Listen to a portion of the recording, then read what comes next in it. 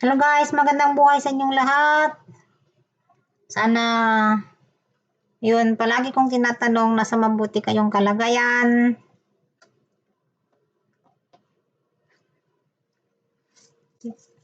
I-share ko lang itong kung ano naman ang inyong mga opinion. Kasi kanya-kanya tayo ng opinion.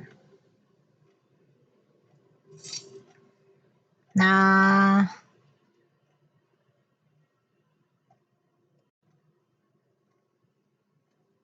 halimbawa, yung sinasabi nila na money is the root of evil.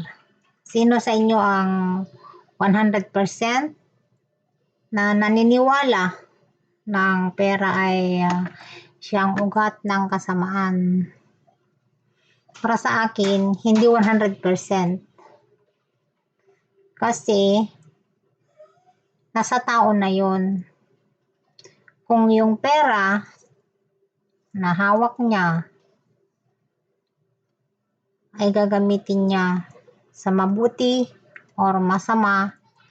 Kasi yung iba, pag nakakita kasi ng maraming pera at siya ay walang-wala or nagigipit or meron siyang pangailangan, doon siguro pumapasok yung masamang, maliban na lang sa mga, sa mga talagang yung masasama na talaga. Kasi may dalawang klase lang naman ang tao, masama at mabuti. So, doon siguro pumapasok yung tukso. Kasi nga, nangangailangan sila. Halimbawa, gutom or walang panggatas walang gatas ang kanyang anak or may sakit ang kanyang anak, walang pambili ng gamot o basta yung gipit na siya, pero sa kabila noon hindi siya masama. Kaya doon ko nasabi na hindi 100% yung paniniwala ko na yung pera ay ugat ng kasamaan. Nasa 90% ako. Kasi nga yung 10% nandun. Hindi naman siguro lahat ng gumagawa ng masama yung puso nila masama, yung isipan nila ay masama. Kasi marami din yung dala ng kahirapan. Kaya sila ay nagigipit. Kaya sila ay nakagagawa ng hindi dapat. Yun na lang kasi ang last na paraan para sila ay maka-survive. Yun kasi ang kasabihan, di ba? Money is the root of evil. Pero napagtanto ko guys, siguro yung mga talagang talagang merong yung pasensya na ang ingay yung alaga ko. Kasi nanonood ng TV, akala niya siguro meron akong kausap. Ganyan kasi pag may kausap ako, nag-iingay. Ang akala siguro nila,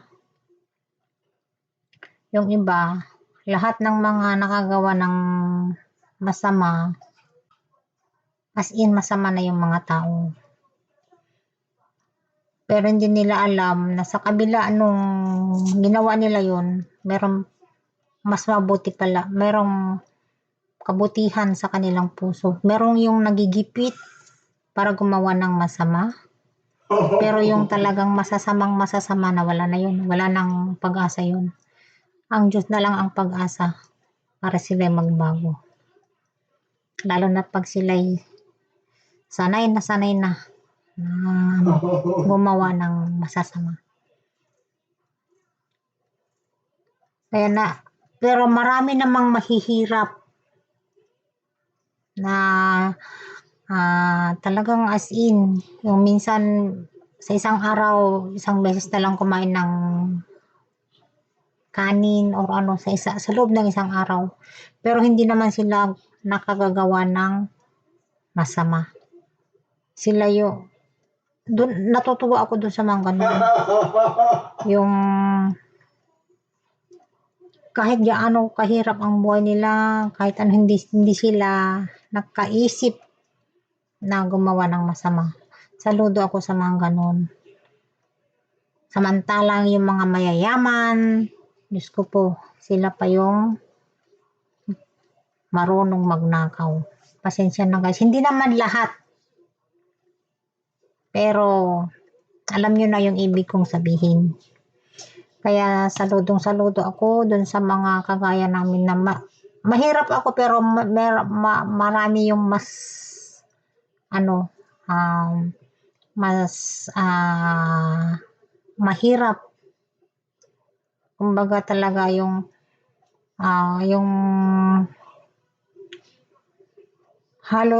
halos wala ng talagang hindi halos yung wala na silang pambili ng pagkain, yung bigas, ganyan.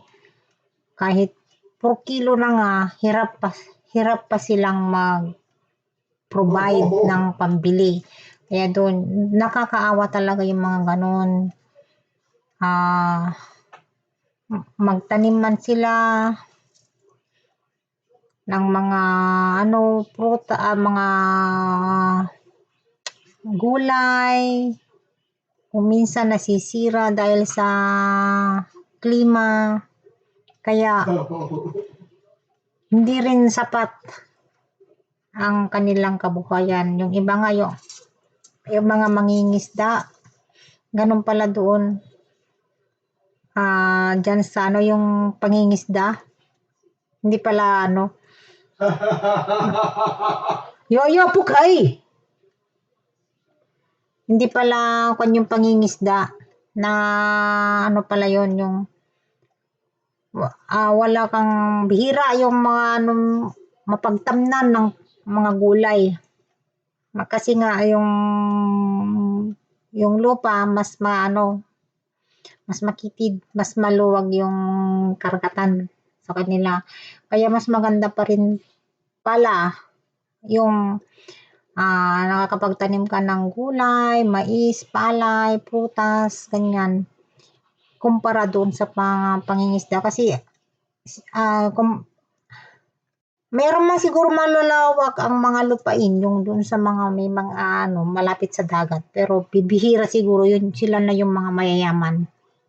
Yung may mga pero hindi gaya doon sa patag talaga na yung malayo sa dagat na marami kang mapagtamnan.